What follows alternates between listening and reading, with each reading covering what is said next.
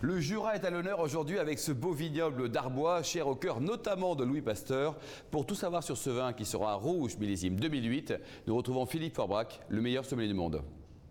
Ces vins d'Arbois, ils font rêver depuis très longtemps. Pasteur était un des pionniers, en tout cas, de cette région. Il a beaucoup œuvré pour faire connaître les vins de cette région.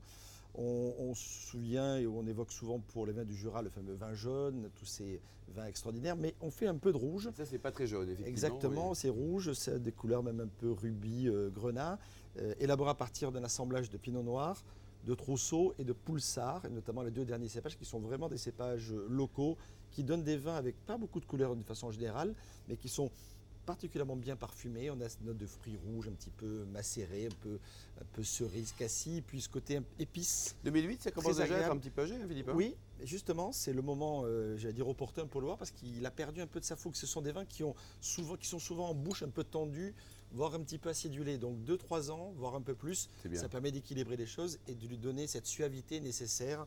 Alors justement, Frédéric Anton, vous le chef 3 macarons du Pré-Catelan à Paris, avec ce vin 2008 du Jura. Je vous ai préparé une côte de veau rôtie aux épices. Alors les épices, elles sont sur la côte de veau, coriandre, poivre et genièvre. Et dans la sauce, donc une sauce très tomatée qui cuit très longtemps avec toutes ces épices, du gingembre pour relever tout ça. Et on sert ça avec une petite purée de pommes de terre, c'est extraordinaire.